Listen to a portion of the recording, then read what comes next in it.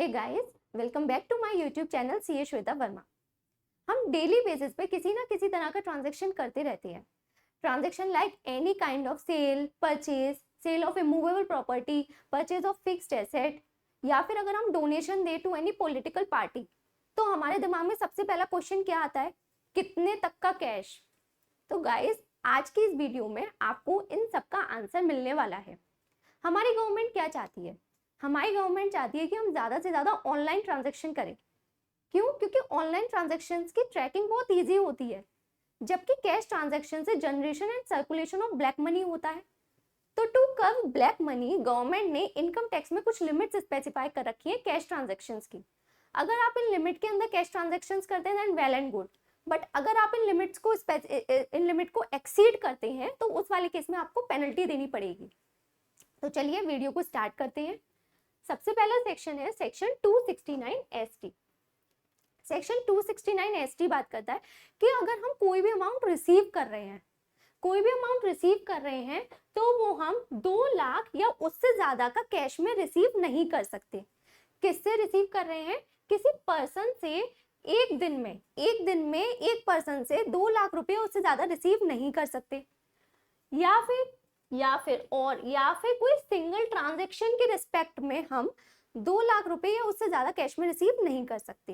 एक एग्जांपल से समझते हैं। एक मिस्टर एक्स है, उनकी टीवी की शॉप है, वो टीवी सेल करते हैं। अब एक बायर आता है, उस बायर को वो 3 लाख रुपए का टीवी सेल करते हैं। बायर उनसे कहता है कि मैं आपको आज 1.5 लाख रुपए दे देता हूँ कैश में, और 1.5 लाख रुपए जो बैलेंस है वो कल दे दूंगा कैश में। अब ये जो लिमिट है 1.5 लाख रुपए इसमें तो फॉल कर रही है कि एक पर्सन से एक दिन में 2 लाख रुपए उससे ज्यादा रिसीव नहीं कर सकते, ये इसमें तो फॉल कर रही है।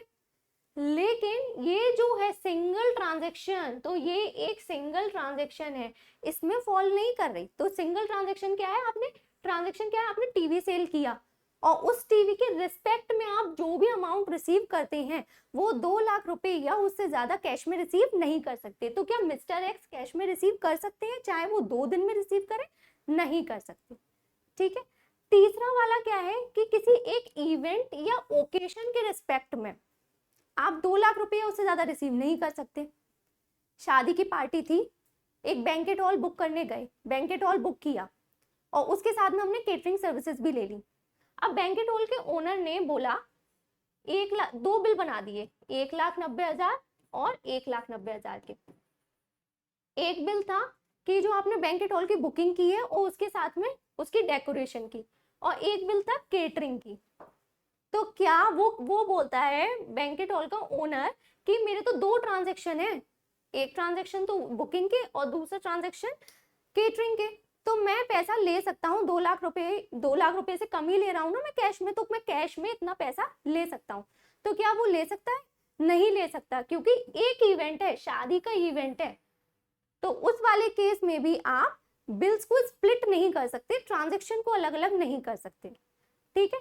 अगर आप ऐसा करते हैं, अगर आप 2 लाख रुपए उससे ज्यादा कैश में रिसीव करते हैं, तो जितना आपने कैश में रिसीव किया है उतना अमाउंट आपको गवर्नमेंट को देना पड़ेगा, ये पेनल्टी है। Okay, clear? तो जितना भी अमाउंट आपने रिसीव किया है आपको गवर्नमेंट को देना पड़ जाएगा।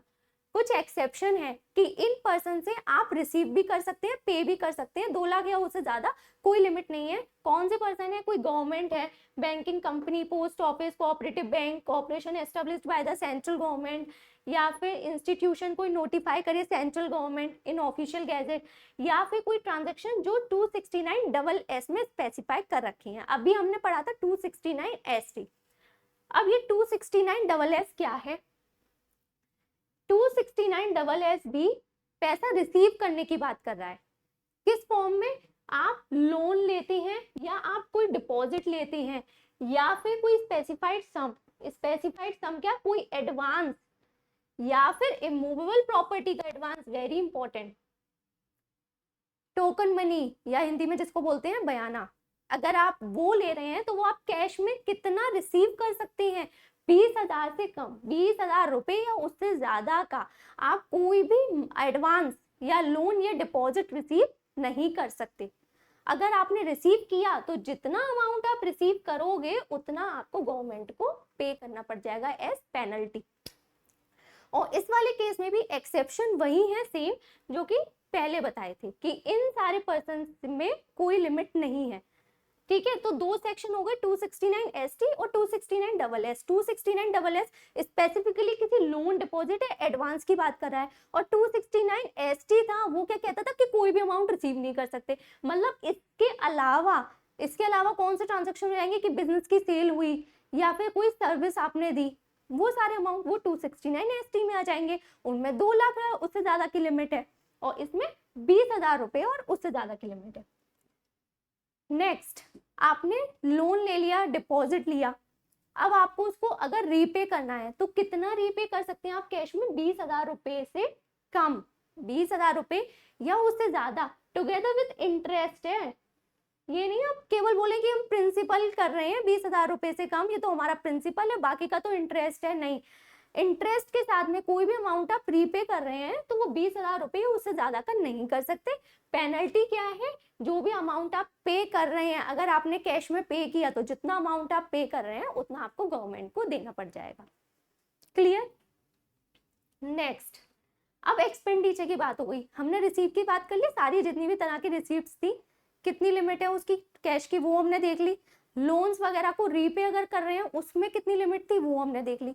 अब हम एक्सपेंडिचर कर रहे हैं, एक्सपेंडिचर भी करेंगे, कोई बिजनेस होगा तो जब हम एक्सपेंडिचर, यहाँ पर क्या लिमिट है एक्सपेंडिचर की? 10,000 रुपए या उससे ज्यादा किसी पर्सन को एक दिन में नहीं दे सकते। खर्चा हम इतने से ज्यादा का 10,000 रुपए उससे ज्यादा का खर्चा हम नहीं कर सकते। ठीक है, तो मतलब अप टू ₹10,000, 10,000 रुपए तक कर सकते हो, उससे ज्यादा का हम खर्चा नहीं कर सकते। ठीक है, और 35,000 इन केस ऑफ ट्रांसपोर्टर के केस में दे रखा है। जो ट्रांसपोर्टर होते हैं जो कि गुड्स कैरियर्स का काम करते हैं, उस वाले केस में आप 35,000 रुपए तक का खर्चा कर सकते हो। नॉर्मल केसेस में 10,000 रुपए तक का खर्चा कर सकते हो। देखिए, कोई बिजनेस होता है उस वाले केस में आपको P&L अकाउंट बनाना पड़ता है। P&L अकाउंट बनाते हैं तो यहाँ पर आती है हमारी सेल और यहाँ आती है हमारी परचेज। सेल है, परचेज है, कोई एक्सपेंडिचर है वो यहाँ आता है। फिर यहाँ क्या आता है? प्रॉफिट निकलता है इसके बेसिस पर, या लॉस होता है तो लॉस आ जाता है। लॉस होता है तो गवर्नमेंट आपको कुछ नहीं कहती। प्रॉफिट अगर निकलता है तो आपको इस पर देना पड़ता है टैक्स। अब हम सारे एक्सपेंडिचर कहाँ दिखाते हैं? यहाँ। एक्सपेंडिचर ज्यादा होगा प्रॉफिट हमारा कम होगा, एक्सपेंडिचर कम तो प्रॉफिट ज्यादा, ज्यादा टैक्स। गवर्नमेंट क्या कहती है? 10,000 रुपए से ज्यादा का खर्चा किया ना आपने तो ये एक्सपेंडिचर आपका अलाउ नहीं करेंगे, कैश वाला एक्सपेंडिचर। अब मान लीजिए आपने कोई एक्सपेंडिचर मतलब कोई पेमेंट किया किसी पर्सन को 80,000 रुपए का, एक दिन में 80,000 रुपए का पेमेंट कर दिया। अब ये तो अलाउड नहीं है, गवर्नमेंट क्या कर देगी? इसको डिसअलाउ कर देगी। तो जब डिसअलाउ कर देंगे तो आपका प्रॉफिट बढ़ जाएगा। जब प्रॉफिट बढ़ जाएगा तो आपको टैक्स ज्यादा देना पड़ेगा। ये चीज बोलिए कि अगर आपने कर दिया एक्सपेंडिचर तो पेनल्टी की मतलब पेनल्टी की फॉर्म में क्या है कि वो एक्सपेंडिचर आपको डिसअलाउ कर दिया जाएगा। लेकिन इसका भी कुछ रूल है, रूल 6DD जिसमें प्रिस्क्राइब कर रखा है कि ये जो मतलब ये एक्सपेंडिचर है आप 10,000 रुपए से ज्यादा कर सकते हैं कैश में। वो रूल 6DD में स्पेसिफाई कर रखा है, एक्सेप्शन है मतलब रूल 6DD में। Next, capital expenditure.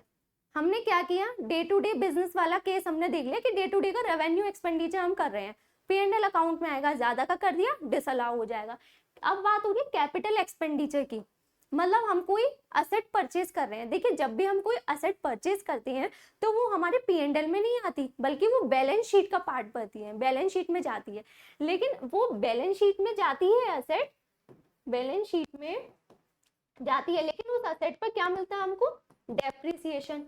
और वो डेप्रिसिएशन किसका पार्ट होता है? P&L का। तो डेप्रिसिएशन ज्यादा होगा तो हमारा प्रॉफिट ज्यादा होगा, डेप्रिसिएशन कम तो प्रॉफिट कम। यहाँ पे किसी असेट को परचेज करने की लिमिट कितनी दे रखी है? 10,000 रुपए तक। सेम जो एक्सपेंडिचर का ना 10,000 रुपए तक आप कैश में कर सकते हो एक दिन में, सेम इसमें है कि आप कोई फिक्स्ड असेट को परचेज कर रहे हो, उसके रिगार्डिंग आप पेमेंट कर रहे हो तो वो 10,000 रुपए तक का ही कर सकते हो किसी पर्सन को सिंगल डे में। और अगर आप 10,000 रुपए से ज्यादा करते हो तो गवर्नमेंट क्या कहती है कि जो अमाउंट आपने कैश में पे किया है वो उस असेट का पार्ट नहीं बनेगा। आपकी असेट की वैल्यू उतने अमाउंट से कम हो जाएगी। तो जब असेट की वैल्यू कम हो जाएगी तो डेप्रिसिएशन भी आपको कम मिलेगी, और जब डेप्रिसिएशन आपको कम मिलेगी तो आपका प्रॉफिट बढ़ जाएगा और आपका टैक्स भी ज्यादा निकलेगा। ये सारी चीजें यहाँ पर बता रखी हैं।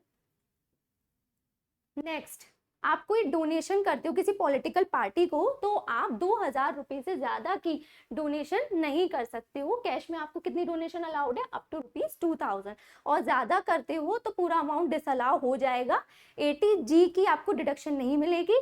80G की डिडक्शन हमें चैप्टर 6A में अलाउ होती थी ओल्ड टैक्स रिजीम में, ठीक है, तो 80G की डिडक्शन नहीं मिलेगी। अगर हम कोई प्रीमियम पे कर रहे हैं हेल्थ इंश्योरेंस का, आपको पता होना चाहिए कि हेल्थ इंश्योरेंस का प्रीमियम हम कैश में पे नहीं कर सकते, 1 रुपया भी अलाउड नहीं है कैश में। अगर आप कैश में पे करते हो तो आपको 80D की डिडक्शन नहीं मिलेगी, चैप्टर 6A की डिडक्शन है ओल्ड टैक्स रिजीम में मिलती थी। नेक्स्ट गाइस, जब भी हम कोई अमाउंट विड्रॉ करते हैं बैंक से, हम अपना पैसा विड्रॉ कर रहे हैं, तो गवर्नमेंट यहाँ पे तो कोई लिमिट नहीं लगा सकती थी अपने पैसे विड्रॉ करने पे, क्या लिमिट, तो गवर्नमेंट ने TDS लगा दिया यहाँ पर कि अगर आप अपना पैसा 1 साल में एक लिमिट से ज्यादा विड्रॉ कर रहे हो, चाहे करते हो, तो आपको TDS देना पड़ेगा, आपका TDS डिडक्ट हो जाएगा, बैंक TDS डिडक्ट कर लेगी। अब वो लिमिट क्या है, सबसे पहले देखिए, अगर आप 1 करोड़ से ज्यादा पैसा निकाल रहे हो बैंक से एक फाइनेंशियल ईयर में, तो जो आप पैसा निकालते हो उस पर कितना 2% का TDS डिडक्ट हो जाएगा। लेकिन ये केस कब है, जब आपने जिस साल आप पैसा निकाल रहे हो उससे पिछले 3 सालों का आपने अपना इनकम टैक्स रिटर्न फाइल कर रखा है, 3 सालों का। ओके, अगर आपने 3 सालों का रिटर्न ऑफ इनकम फाइल कर रखा है तो 1 करोड़ से ज्यादा कैश विड्रॉ करने पर आपको 2% का TDS डिडक्ट हो जाएगा। लेकिन अगर आपने रिटर्न ऑफ इनकम फाइल नहीं कर रखा है 3 सालों का, तो गवर्नमेंट ने लिमिट और कम कर दी। गवर्नमेंट कहती है कि अगर आपने रिटर्न ऑफ इनकम फाइल नहीं किया है तो आप 20 लाख रुपए तक तो निकाल लो, हम कुछ नहीं कहेंगे। लेकिन अगर आप 20 लाख रुपए से ज्यादा निकालते हो, ठीक है, 20 लाख रुपए से ज्यादा निकालते हो और 1 करोड़ तक निकालते हो, और आपने अपना रिटर्न फाइल नहीं कर रखा है पिछले 3 सालों का, तो आपको इस वाले केस में भी 2% का TDS डिडक्ट होगा।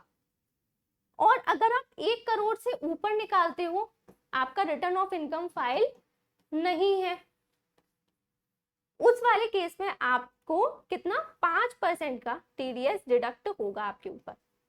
जो भी आप सम निकालते हो उस पर 5% का TDS डिडक्ट किया जाएगा इस वाले केस में। ये सेक्शन है TDS का, सेक्शन 194N।